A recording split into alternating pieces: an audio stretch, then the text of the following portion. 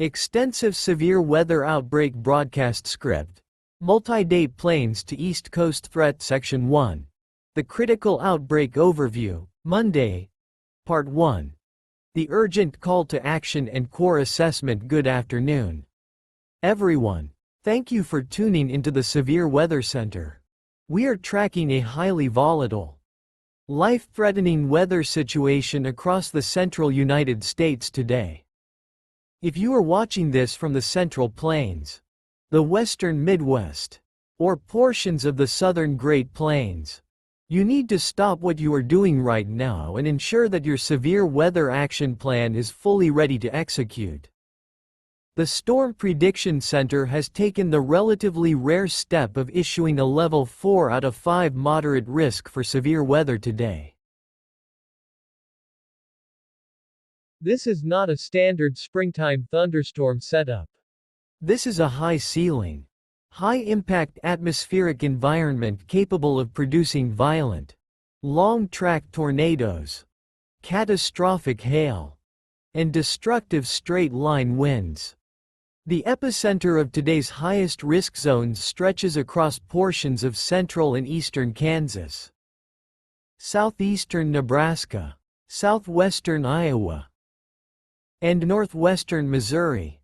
Major metropolitan areas, including Wichita, Kansas, and the southern suburbs of Omaha, Nebraska, are sitting directly in the bullseye of this Level 4 out of 5 moderate risk. The atmospheric ingredients coming together over these regions are remarkably potent. We have an unseasonably strong upper-level trough ejecting out of the Rockies, bringing tremendous wind shear and dynamic lifting mechanisms. At the surface, a sharpening dry line and a surging warm front are carving out a sector of extreme instability. The moisture returning from the Gulf of Mexico is exceptionally deep, with dew points climbing into the upper 60s and low 70s across the warm sector. When you combine this level of rich moisture with steep mid-level lapse rates, you create an environment where the atmosphere behaves like a powder keg. Any storm that manages to break through the convective inhibition today will have immediate access to explosive energy. Beyond the core Level 4 moderate risk area, we also have a massive Level 3 out of 5 enhanced risk zone. This area completely surrounds the moderate risk bullseye, extending northward into central Iowa, including Des Moines, and southward into northern and central Oklahoma. Furthermore, a sprawling Level 2 out of 5 slight risk and Level 1 marginal risk extend across a vast portion of the United States, stretching all the way from the Texas Panhandle, across the entire Midwest and Ohio Valley, and reaching into parts of the interior Northeast and New York State. This is a giant, multi-layered severe weather event that will affect millions of Americans over the next 48 hours. The dangers are real. The ceiling is incredibly high, and the setup is evolving rapidly. Part 2. Dissecting the tornado threat and supercell dynamics. Let's talk specifically about the tornado threat today, because this is the aspect of the forecast that has meteorologists most concerned. The Storm Prediction Center has designated a significant, hatched tornado risk area across Kansas, Nebraska, Iowa, and Missouri. In the weather world, that hatched designation means there is a distinct, statistically significant probability of strong to violent tornadoes, specifically those rated EF3, EF4, or even EF5 on the enhanced Fujita scale, within the risk zone. The primary driver behind this violent tornado potential is the projected storm mode for this afternoon. Computer models are consistently indicating that initial thunderstorm development will occur in the form of discrete supercells. A discrete supercell is an isolated, highly organized, Rotating thunderstorm that does not have to compete with neighboring storms for moisture or energy. Because these storms will be completely separated from one another during the early to mid-afternoon hours. They will be able to maximize the available environmental parameters.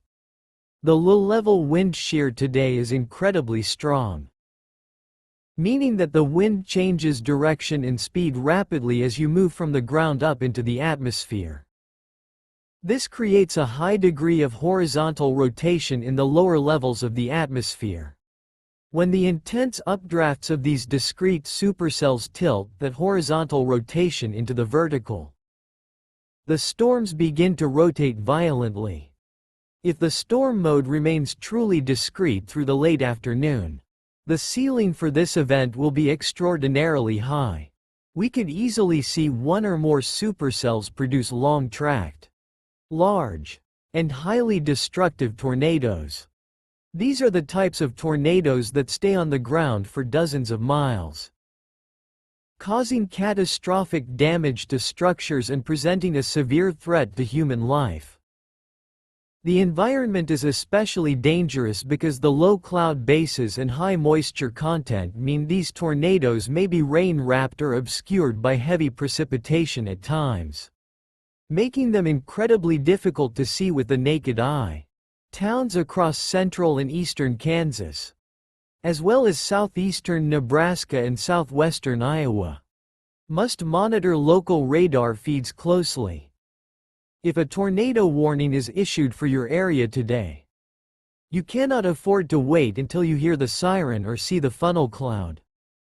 You must immediately retreat to the lowest level of a sturdy structure, putting as many walls between yourself and the outdoors as possible. Part 3. Giant, destructive hail potential. In addition to the tornado outbreak potential, we are looking at an incredibly rare and destructive hail environment today. The updrafts within the projected supercells are expected to be exceptionally powerful, fueled by extreme convective available potential energy values that are progged to exceed 3,000 to 4,000 joules per kilogram. When an updraft is that strong, it can suspend heavy ice pellets in the upper freezing layers of a thunderstorm for an extended period, allowing them to grow to monumental sizes before gravity finally pulls them to the ground. The Storm Prediction Center has highlighted a large area near Omaha, Nebraska, extending down into Wichita, Kansas, for a significant hail risk. In this zone, we are expecting destructive hail up to 4 inches in diameter, which is equivalent to the size of a softball. To put that in perspective, a softball-sized chunk of ice falling from tens of thousands of feet in the air travels at speeds exceeding 80 to 100 miles per hour. It possesses enough kinetic energy to shatter windshields, punch completely through residential roofs, destroy vinyl siding, kill livestock, and cause fatal injuries to anyone caught outdoors without shelter. There is even an atmospheric potential today for isolated hailstones to approach the size of a DVD or compact disc. If you live anywhere within this hatched hail zone, which includes eastern Kansas, southeastern Nebraska, western Missouri, and southwestern Iowa, you need to take proactive steps right now to protect your property. If you have a garage or a carport, make sure your vehicles are parked inside them before the storms begin to fire this afternoon. If you do not have access to covered parking, consider wrapping your vehicle's windshield and roof in thick blankets, heavy comforters, or specialized hail covers, securing them firmly so they don't blow away in the pre-storm winds. Property damage from hail of this magnitude will likely run into the millions of dollars today. And the best way to minimize the impact on your life is to get your high-value assets under a solid roof immediately. Part 4. high-velocity straight-line winds, while tornadoes and giant hail often capture the most attention. The threat of straight-line damaging winds today is equally dangerous and far more widespread. The atmosphere today is primed for the generation of widespread convective wind damage. The Storm Prediction Center has outlined a massive significant wind threat area that encompasses a broad swath of territory from the Texas Panhandle, straight up through western and central Oklahoma, through Kansas and Nebraska, and into central and eastern Iowa. Within this significant wind zone, straight-line wind gusts are expected to exceed 75 to 80 miles per hour.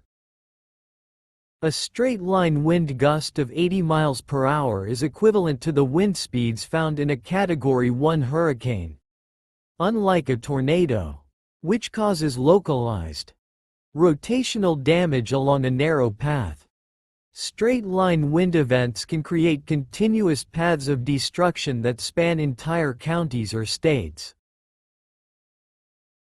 These winds are capable of snapping large hardwood trees, bringing down utility poles, tossing heavy outdoor furniture, blowing over semi-trucks on major interstates, and causing extensive structural damage to residential homes and commercial buildings.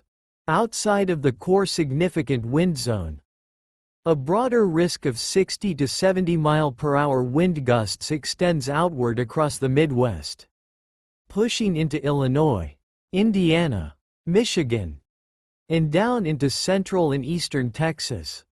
One of the most common issues we see with wind events of this scale is the phenomenon of the flying trampoline. If you have a trampoline, a patio set, a loose trash can, or unsecured yard decorations in your backyard, you need to anchor them down or move them into a shed or garage right now. A 75 mile-per-hour wind gust can easily lift a standard backyard trampoline into the air, transforming it into a dangerous flying projectile that can smash through your neighbor's windows or take out local power lines, causing widespread electrical outages. Tie down your gear, secure your property, and prepare for the likelihood of power losses later this evening. Part 5. Urban centers and widespread geographical impacts as we progress into the late afternoon and evening hours. The overall structure of the storm system is expected to undergo a critical transformation. What begins as a collection of isolated, discrete supercells will eventually coalesce into a massive, organized squall line, a convective system known as a quasi-linear convective system. When these storms merge into a solid line, the primary threat will transition from isolated, violent tornadoes to widespread, destructive straight-line winds and embedded, fast-moving line tornadoes. This evolution means that the severe weather threat will expand into several major American metropolitan areas by the evening and overnight hours. The broader storm line will stretch across the entire Midwest and Central Plains. Let's break down what this means for specific urban centers. The Minneapolis St. Paul metro residents in the Twin Cities and southern Minnesota need to be prepared for rapidly deteriorating conditions by the evening. The main threats here will be torrential, blinding rainfall, frequent cloud-to-ground lightning, and damaging wind gusts that could easily knock out power to thousands of homes. The Kansas City Metro is in a highly precarious position today. Unlike previous storm events where the worst of the weather passed to the north or south, today's model guidance suggests a potent line of severe storms will slam directly into the Kansas City metro area during the mid to late evening.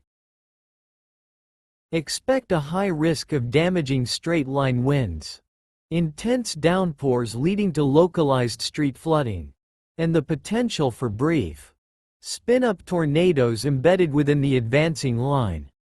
The Chicago and Milwaukee regions further to the east are situated within a lower end, but still highly volatile. Severe weather risk zone. While the risk of a violent tornado is much lower here compared to Kansas, the arriving storm system late tonight will bring an isolated tornado threat, along with a distinct risk of strong, tree-snapping wind gusts. Do not let your guard down just because you are located outside the primary moderate risk zone. The timeline for these storms means that many communities will face severe weather well after dark. Nocturnal severe weather events are statistically much more dangerous than daytime events because people are often asleep, unmindful of changing weather conditions, and unable to see approaching hazards. It is absolutely imperative that you have a reliable way to wake up if a warning is issued for your county in the middle of the night. Section 2. The Hourly Timeline and Meteorological Metrics, Monday, Part 1.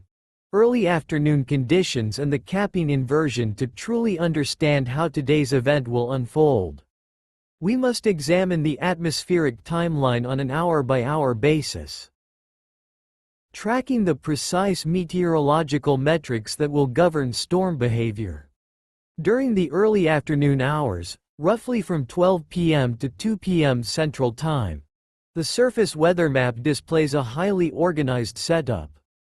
A deep low-pressure system is centered over western Nebraska, with a distinct dry line extending southward across western Kansas, western Oklahoma, and into the Texas Panhandle.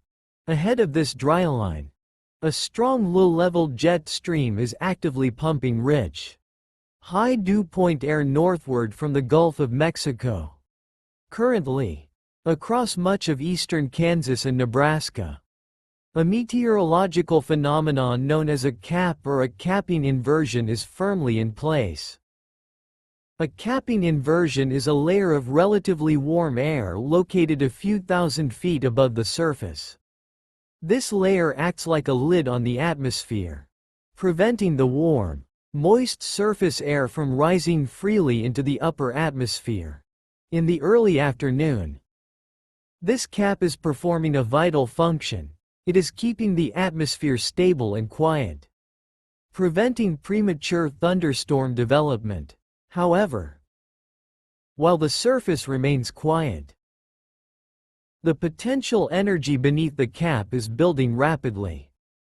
Solar heating is warming the ground, while cool air aloft is overspreading the region from the approaching upper-level trough. This is causing the mid-level lapse rates, the rate at which temperature decreases with height, to become exceptionally steep, approaching 5 to 9.0 degrees Celsius per kilometer. As the afternoon progresses, the mechanical lift from the approaching dry line and cold front will begin to erode the capping inversion from west to east. Think of it like a pressure cooker. The longer the cap holds, the more explosive the eventual storm development will be once the lid is finally blown off. Part 2. Mid-afternoon convective initiation, 3 p.m. to 4 p.m., between 3 p.m. and 4 p.m. Central Time. We expect to see the first signs of convective initiation along the dry line and near the triple point, the intersection of the cold front, dry line, and warm front, located in north-central Kansas and south-central Nebraska. High-resolution rapid refresh computer models are consistently showing the first isolated radar echoes developing in a corridor from Salina, Kansas, northward up toward Superior and Lincoln, Nebraska, during this 3 p.m. to 4 p.m. window. Any storm that develops will find itself in an environment characterized by extreme instability and high wind shear. The significant tornado parameter values, a composite index that combines low-level moisture, CAPE, wind shear, and helicity, will begin to spike dramatically. The significant tornado parameter scale runs from 0 to 10. With values above 1 typically indicating an environment supportive of tornadoes. By 4 p.m., models are projecting these parameter values to climb into the 4 to 6 range across northern Kansas and southeastern Nebraska. This is an incredibly alarming signal. As these initial cells break through the cap, they will rapidly transition into discrete supercells within 20 to 30 minutes of initiation. These storms will likely begin to exhibit strong mid-level rotation, visible on radar as mesocyclones. This is the exact time frame when the giant hail threat will commence. The intense updrafts will begin building massive hail cores inside the storms, and residents in counties immediately east of the dry line must expect sudden, destructive hail falls up to baseball or softball size. If you are a parent with children in school or after-school activities in this region during the 3 p.m. to 4 p.m. window, you need to stay in close communication with school administrators to ensure that students are kept safely indoors and away from windows. Part 3. Peak Outbreak Window, 5 p.m. to 6 p.m. We enter the most dangerous, high-risk window of the day between 5 p.m. and 6 p.m. Central Time. This is the period where the atmospheric ingredients maximize across southeastern Nebraska, eastern Kansas, and southwestern Iowa. The low-level jet stream will begin its evening ramp-up, increasing the wind speeds at about 500 feet above the ground to 45 or 50 knots. This creates an environment of extreme storm relative helicity, particularly in the lowest 1 kilometer of the atmosphere, with values exceeding 250 to 300 square meters per second squared. Meteorologically, this means that the low-level rotation entering the base of these supercells will be incredibly intense. The significant tornado parameter values will peak during this timeframe, with model guidance showing localized pockets reaching 6 to 8 near Lincoln, Nebraska, down toward Beatrice, and eastward toward the southern fringes of the Omaha Metro. Any discrete supercell operating in this zone will have a very high probability of producing a strong, intense, or violent tornado of EF3 or greater intensity. The atmospheric parameters show surface instability between 3,500 to 4,500 joules per kilogram. Mid-level lapse rates remain steep at 8,5 to 9,0 degrees Celsius per kilometer. The low-level jet speed at 850 millibars reaches 45 to 50 knots, which directly results in extreme rotational risk metrics. The high-resolution models show several distinct supercells active during this time. 1 dominant, highly dangerous cell is projected to be tracking just southeast of Lincoln, Nebraska, moving directly toward southwestern Iowa. Another intense supercell is progged to be tracking through central Kansas, near the Salina and Manhattan corridors. These storms will be capable of producing long-track tornadoes. Because these supercells will be moving through a highly energized environment ahead of the main cold front, they will remain discrete and unimpeded for several hours. This is the absolute peak of the tornado outbreak window, and emergency management personnel throughout this corridor will likely be responding to multiple active severe weather events simultaneously. Part 4. Linear transition and the linear squall line, 7 p.m. to 9 p.m.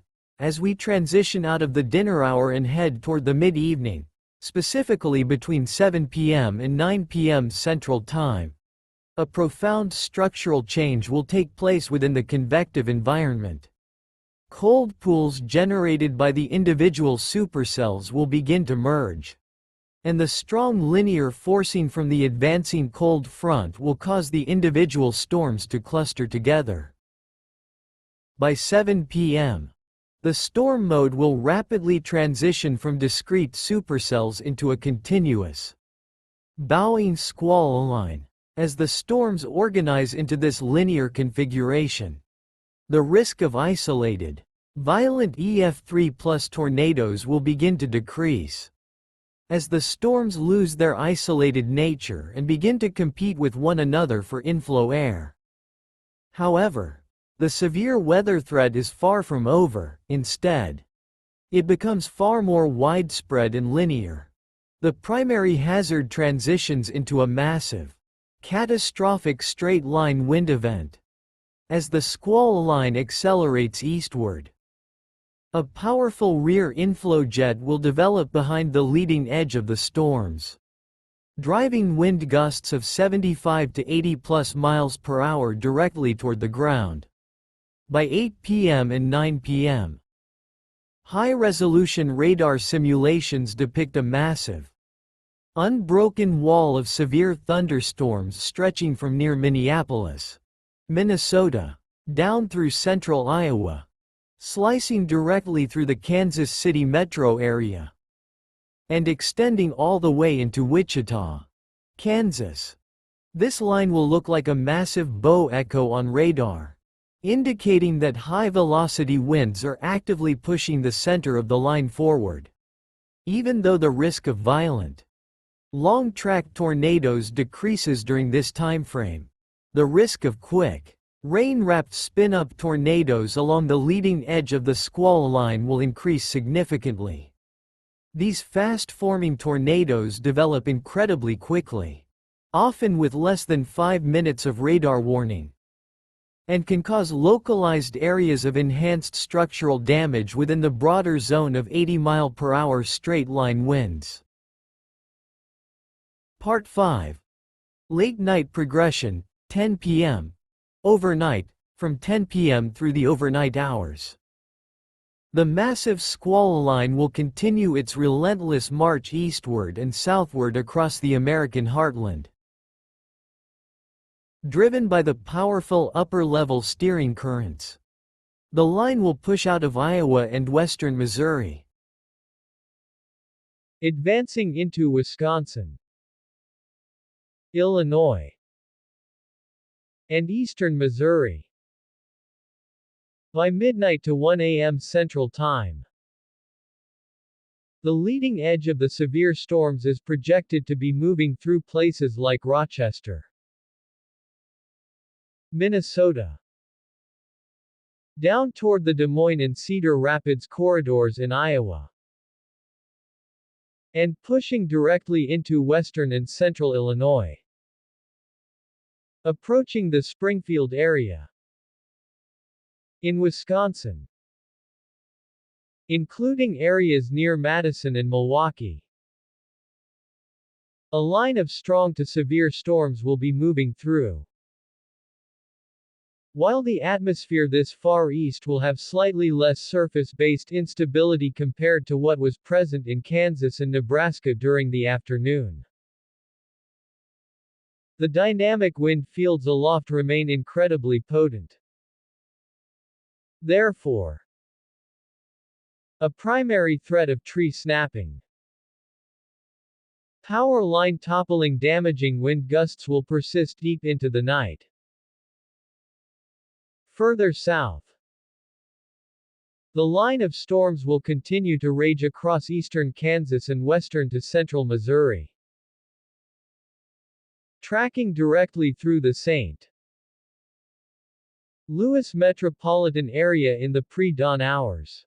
Significant damaging winds will remain a high probability across this southern flank of the system. Additionally, because the line of storms will be moving over the same geographic areas that experienced heavy rainfall during the previous 24 to 48 hours, the risk of flash flooding will escalate dramatically. Torrential rainfall rates exceeding 2 inches per hour will be common within this line, leading to rapid water accumulation on roads, underpasses, and small creeks. By 3 a.m. to 4 a.m., The remnant line of thunderstorms will begin to slowly lose its intensity as it encounters a more stable, cooler air mass over the Ohio Valley,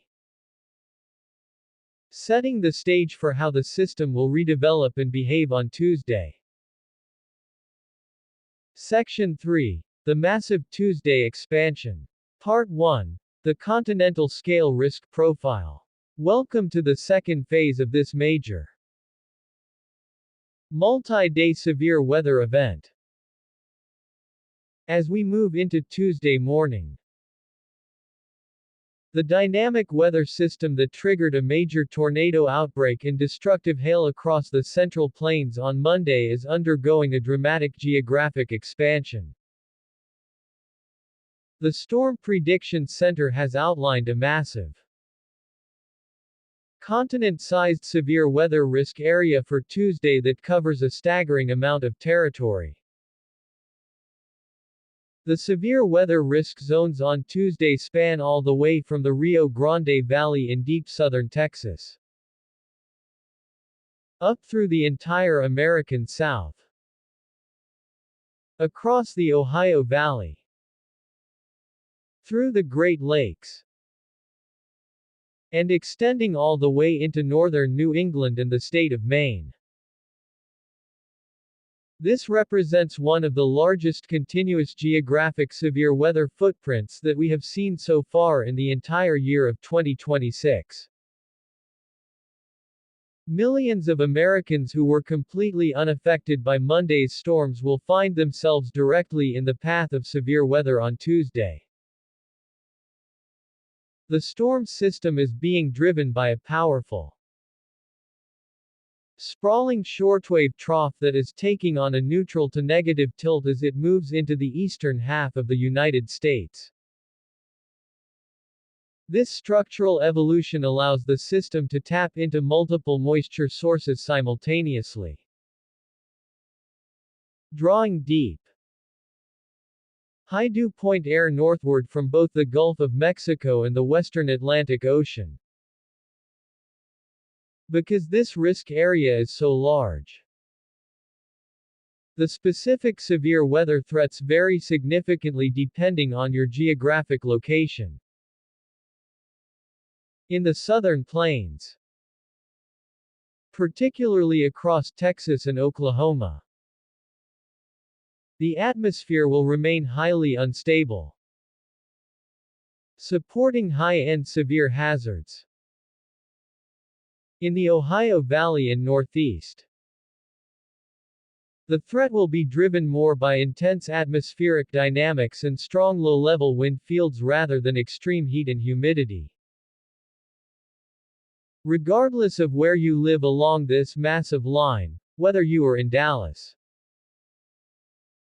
Texas, Little Rock, Arkansas, Indianapolis, Indiana, Detroit, Michigan, or Bangor, Maine, you need to be aware that your local weather could turn hazardous at some point during the day on Tuesday. Part 2. The driving threat of widespread damaging winds. The primary universal threat across the entire multi-state Tuesday severe weather risk area will be high velocity, damaging straight-line winds.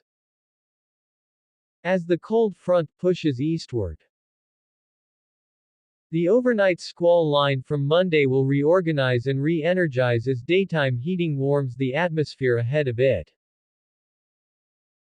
We are looking at a widespread risk of straight-line wind gusts ranging from 40 to 65 miles per hour across the entire slight and marginal risk zones.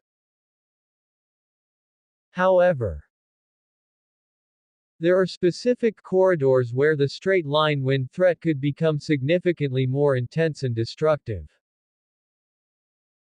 The Storm Prediction Center has highlighted an area encompassing north-central and eastern Texas, southern Oklahoma, much of Arkansas, and southern Missouri for an elevated damaging wind threat. In these regions, atmospheric profiles indicate the potential for microburst and intense bowing segments within the line of storms. Wind gusts in these southern plains and lower Mississippi Valley states could easily top 70 to 75 miles per hour. Winds of 75 miles per hour are fully capable of causing widespread infrastructure damage.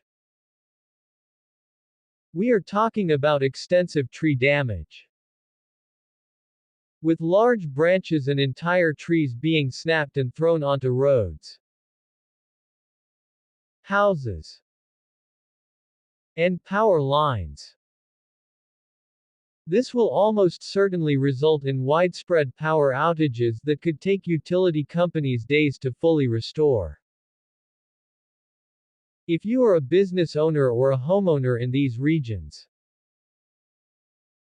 you should prepare on Tuesday morning for the distinct possibility of losing electrical power during the afternoon. Make sure your mobile devices are fully charged. Keep your refrigerators closed as much as possible once the storms arrive. And ensure that any outdoor items that could be lifted by high winds are secured or brought indoors before the lunchtime hour. Part 3. Deep South Volatility and Baseball-Sized Hail. While the northern and eastern portions of the Tuesday risk area will deal primarily with wind, the southern plains, specifically north-central and northeast Texas, will face a highly volatile, high-impact severe weather environment capable of producing exceptionally large, destructive hail. The atmospheric setup just west of the Dallas-Fort Worth Metroplex on Tuesday afternoon is highly concerning to meteorologists. A stationary boundary is expected to drape itself across north-central Texas, separating very hot, dry air to the west from extremely humid, unstable air to the east. As daytime temperatures in Texas climb into the mid to upper 80s and low 90s, the convective inhibition will erode, and discrete, powerful supercells are expected to fire along and ahead of this boundary during the mid to late afternoon hours. Because the mid-level winds are projected to intersect this boundary at a favorable angle, these Texas supercells will quickly become highly organized and begin to rotate strongly. The primary hazard from these discrete Texas supercells will be very large to exceptionally large hail. Computer models indicate an abundance of convective energy located directly within the hail growth zone of the upper atmosphere, combined with exceptionally dry mid-level air that prevents hailstones from melting as they fall. As a result, we are tracking a distinct threat of baseball-sized hail, measuring around 2.75 inches in diameter, across north-central Texas, including the western and northern suburbs of the Dallas-Fort Worth Metroplex. Hail of this size falls at incredibly high velocities and can cause catastrophic property damage. It will dent vehicles, shatter windshields, destroy residential roofs, and punch through skylights. If you live in the DFW Metroplex or surrounding counties, Tuesday afternoon is a time to be incredibly vigilant. Keep a close eye on local radar updates, and ensure that your vehicles are parked in garages or under solid cover before these high-energy storms initiate. Part 4. The anomalous northeast tornado threat. Perhaps one of the most unusual and meteorologically fascinating aspects of Tuesday's forecast is the presence of a low-end tornado threat extending very far to the north, stretching across portions of Michigan, New York, Vermont, New Hampshire, and into interior Maine. It is highly uncommon to see a documented tornado risk this far north and east during the middle of May, as these regions typically lack the necessary heat and humidity this early in the spring season. However, Tuesday's atmospheric setup is highly anomalous. A very powerful low-pressure center will be tracking through south-central Canada, dragging a potent cold front into the northeast. Ahead of this front, an unusually strong mid-level jet stream, boasting wind speeds of 60 to 70 knots at the 500 millibar level, will overspread the region. This will create tremendous deep layer wind shear across New England, even though the surface dew points in Maine and Vermont will only be in the upper 50s or low 60s, which results in relatively low instability values of 500 to 1,000 joules per kilogram. The extreme wind shear will compensate for the lack of thermodynamic energy. If any low-topped thunderstorms or mini supercells can develop in this high shear environment on Tuesday afternoon, they will have the capacity to rotate quickly. This creates a low-end, but very real, risk of a few tornadoes forming across Michigan, interior New York, and northern New England, including Maine. Because residents in these northern states do not experience tornado threats very often, there is a risk of complacency. If you live in New England or the Great Lakes, you cannot treat Tuesday like a normal rainy spring day. A fast-moving, rotating storm can drop a brief tornado with very little advance notice. Ensure that you have a reliable way to receive National Weather Service alerts, and know where the safest location in your home is, typically a basement or an interior. Windowless first floor room. Part 5. Complete Tuesday timeline and regional variations to help you plan your day on Tuesday. Let's lay out the complete chronological timeline of how these storms will roll through different regions of the country from morning through the overnight hours. The morning hours from 6 a.m. to 11 a.m. will see the remnants of Monday night's squall line moving through the Ohio Valley, bringing widespread rain and embedded, non-severe thunderstorms to Indiana, Ohio, and Kentucky. This morning activity will actually serve a beneficial purpose for the Ohio Valley. It will leave behind extensive cloud cover and cooler surface temperatures, which will help stabilize the atmosphere and limit the potential for a major severe weather reinitiation in places like Indianapolis and Columbus later in the afternoon. Meanwhile, further south, a line of strong storms will already be active across southern Oklahoma and north-central Texas, packing an early morning damaging wind threat near Abilene and Wichita Falls. The midday and early afternoon from 12 p.m. to 3 p.m. will feature a rapidly destabilizing atmosphere across the southern plains and lower Mississippi Valley. The line of storms over Texas and Oklahoma will intensify, moving eastward toward the Interstate 35 corridor, damaging straight-line winds up to 70 miles per hour, and isolated large hail will become common from near Dallas up into southern Arkansas and northern Louisiana. Up north, daytime heating will begin to spark scattered, fast-moving showers and storms across Michigan and New York in the high shear environment. The late afternoon and evening from 4 p.m. to 8 p.m. represents the peak window for high-end severe weather on Tuesday. In north-central Texas, near and just west of Abilene and Dallas, discrete supercells will fire behind the main linear complex. This is when the baseball-sized hail threat and an isolated tornado threat will maximize in Texas.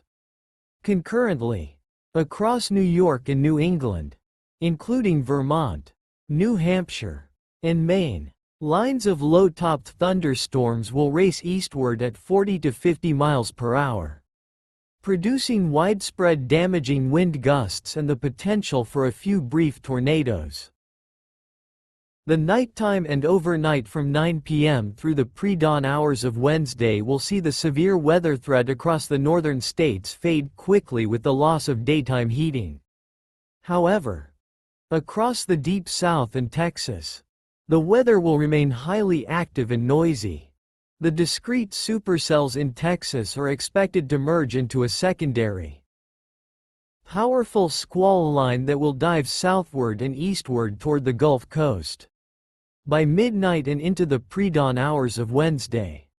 This line will bring a significant damaging wind and heavy rainfall threat to major metropolitan areas like Houston, Texas, and southern Louisiana, including New Orleans, before finally weakening as it pushes out into the open waters of the Gulf of Mexico.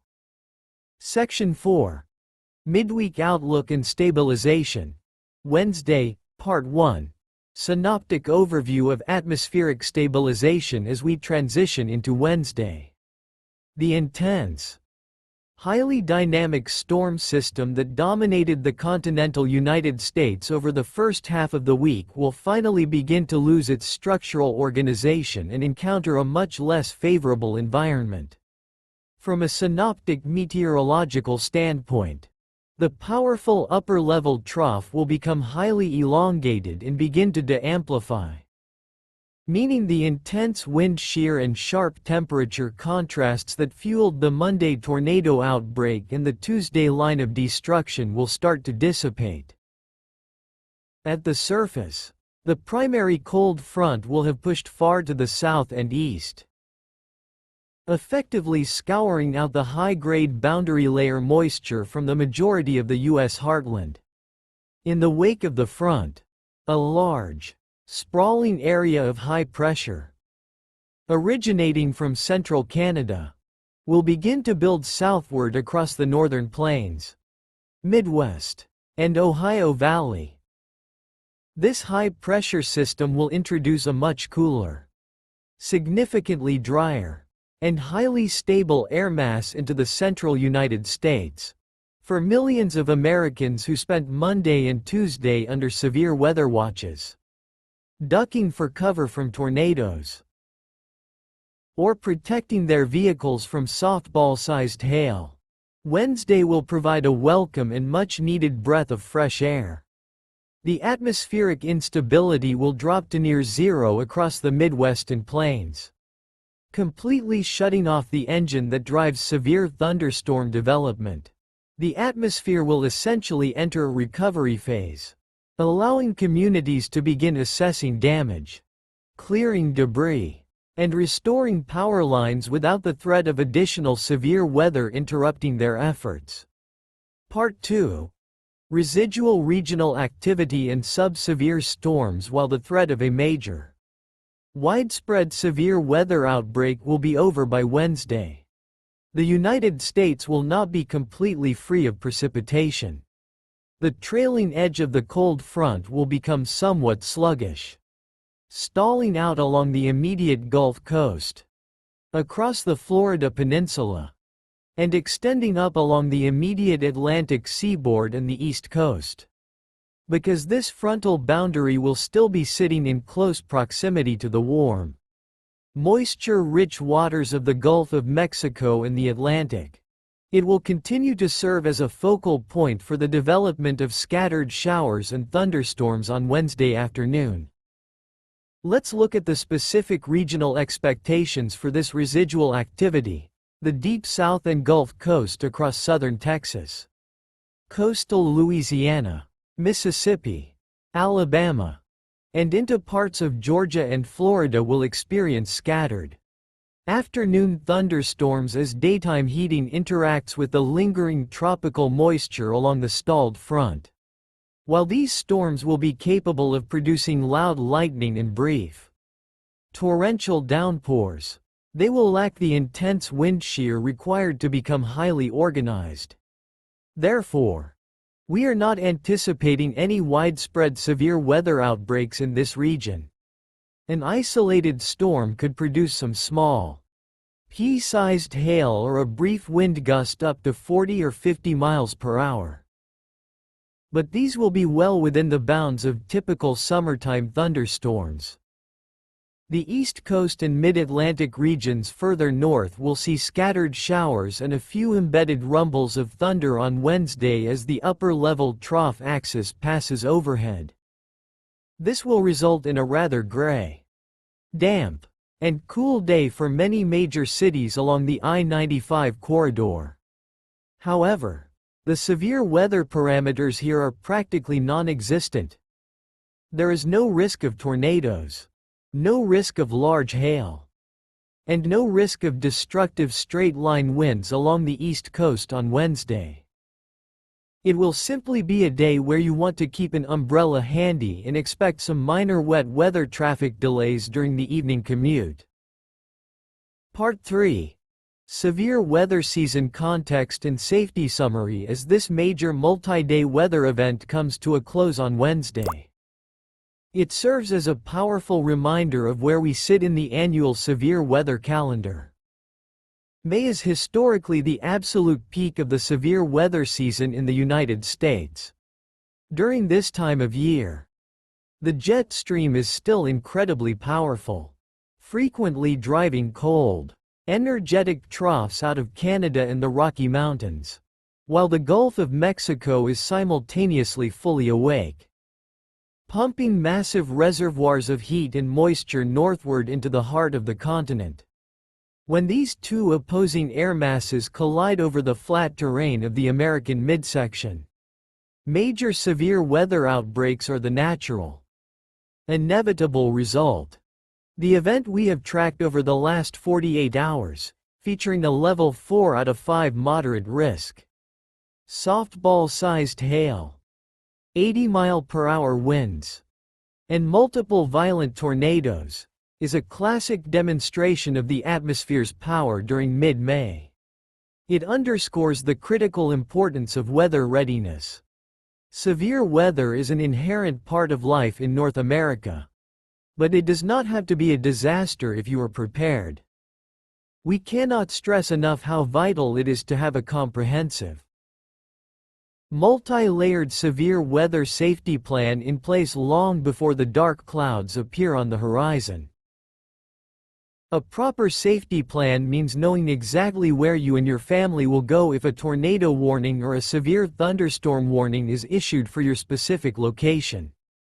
If you live in a mobile home or a manufactured home, your plan must include a designated, sturdy off-site shelter, such as a neighbor's brick house, a community storm shelter, or a local public building that you can safely reach before the storms arrive. If you live in a standard stick-built home, your safe spot is always the absolute lowest level possible. Ideally a basement or a storm cellar. If you don't have a basement, you need to identify a small, interior room on the lowest floor, such as a closet, a bathroom, or a hallway, putting as many structural walls as possible between yourself and the flying debris outside. Part 4.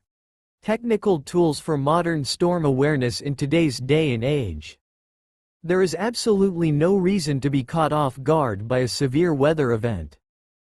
The science of meteorology and the technology available to the general public have advanced to a point where we can provide days of advance warning before a single drop of rain falls. However, that advance warning is only effective if you have a reliable way to receive it. Relying on a single method of receiving weather alerts, such as outdoor tornado sirens, is a dangerous and potentially fatal mistake. Outdoor sirens are designed strictly to warn people who are outdoors.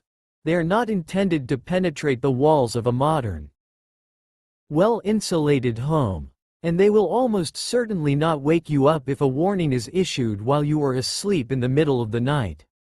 To stay truly safe, you must utilize a multi-layered approach to weather alerts. NOAA weather radios. Every single American household should have a dedicated NOAA weather radio equipped with specific area message encoding technology. These devices run on electricity but feature a reliable battery backup system, They sit quietly on your nightstand or kitchen counter until the National Weather Service issues a critical watch or warning for your specific county. When a warning is triggered, the radio broadcasts a loud, piercing tone that is guaranteed to wake you up in the event of a dangerous nighttime storm, giving you those precious, life-saving minutes to get to your safe shelter. Mobile weather applications. In addition to a weather radio, your smartphone is an incredibly powerful tool for situational awareness. Ensure that you have wireless emergency alerts enabled in your phone settings, as these utilize cellular towers to broadcast critical, location-based alerts directly from the government. Furthermore, utilizing high-quality, modern weather applications can provide a massive advantage. Apps like Weatherfront offer a comprehensive suite of tools, including live streaming high-resolution radar, real-time satellite imagery, and localized, hyper-targeted weather alerts sent directly to your device. Storm Chaser and interactive feeds. Modern apps are even beginning to integrate live feeds from certified storm chasers and allowing users to securely submit their real-time ground truth reports directly to meteorologists during live broadcasts. Having access to these interactive features provides an unparalleled level of context, allowing you to see exactly what a storm is doing miles before it reaches your neighborhood. Part 5. Final wrap-up and community resilience. As we put a wrap on this comprehensive, multi-day severe weather forecast, I want to thank each and every one of you for trusting the Severe Weather Center to keep you ahead of the storms. Our mission here is always to provide you with calm, clear, scientifically accurate, and actionable weather information, completely free of sensationalism or unnecessary hype. Weather can be frightening, but knowledge is power. And when you understand the mechanics of the atmosphere and the